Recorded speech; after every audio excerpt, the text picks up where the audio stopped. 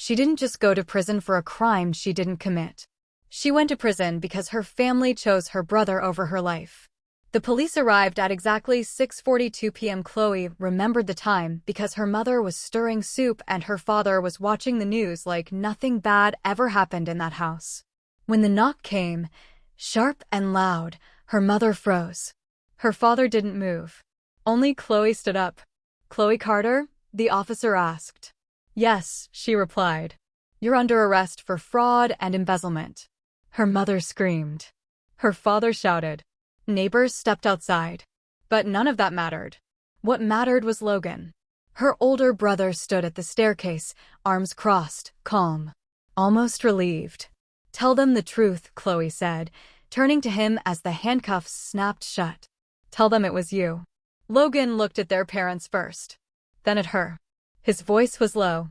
"Stop being dramatic." That was the moment she understood. They had already decided. What happens next will truly shock you. Get ready, because this story is packed with secrets and betrayals you won't see coming. We love hearing from you, so drop a comment below and tell us where you're watching from. And for more intense tales of justice and revenge, make sure you're subscribed and have notifications turned on. Now, let's claim this midnight story. Logan had always been the golden child, the son who could do no wrong. From a young age, every rule bent around him. When he stayed out all night, excuses were made. When he came home smelling of alcohol, it was brushed off as stress. When rumors spread about women coming in and out of his apartment, their mother defended him fiercely. "Men make mistakes," she would say. "That's life." Logan lived fast. He drank like tomorrow didn't exist. He chased thrill after thrill, private rooms, underground clubs, late nights that bled into mornings. Gambling gave him the rush he craved most. It started small. Poker nights. Sports bets. Then it became something darker. High-stakes tables. Desperate deals.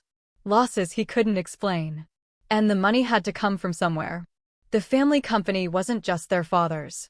It was co-owned with two longtime business partners, men who trusted the Carter name completely.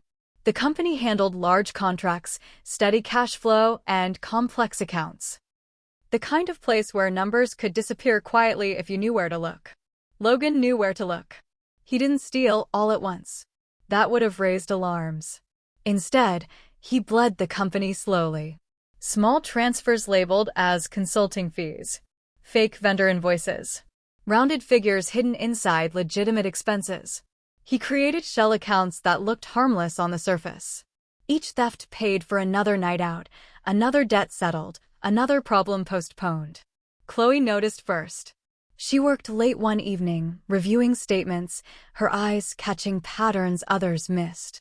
Numbers repeating. Vendors that didn't exist.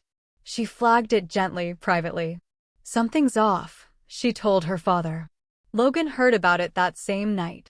Panic changed him. What followed was not chaos, it was planning. Logan knew Chloe was careful, organized, trusted. He also knew something else. The system already associated her name with internal access. He used that. He copied her digital signature, learned her login habits, sent emails from devices that could be traced back to her workstation. When auditors asked questions, Logan fed them documents prepared weeks in advance. Conversations were recorded and trimmed, context removed, meaning altered. And the family helped. Their mother deleted emails. Their father signed off on statements without reading them. When doubts crept in, they pushed them down. Logan was the son. Chloe was expendable. "Just take the blame," her mother whispered the night before court. "Your brother has a future." Chloe stared at her. "So do I." Her father didn't look at her. "You'll get a light sentence. We'll help you when you're out." Logan finally spoke. "I'm sorry," he said, without meeting her eyes. Chloe laughed once. It sounded strange even to her. She was sentenced to 8 years. Prison didn't just punish her body. It punished her hope. The first year crushed her spirit. The second taught her silence. By the third, she stopped expecting fairness. She watched women scream their innocence into walls that didn't care.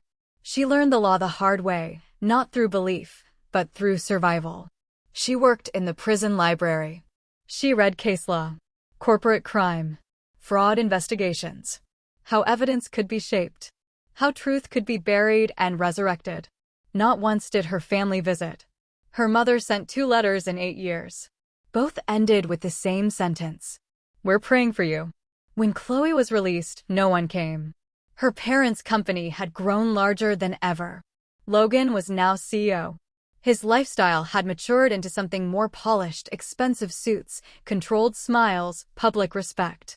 The gambling was hidden now, the drinking discreet, the women replaced by a carefully chosen wife. Chloe watched everything from the shadows. She did not confront them.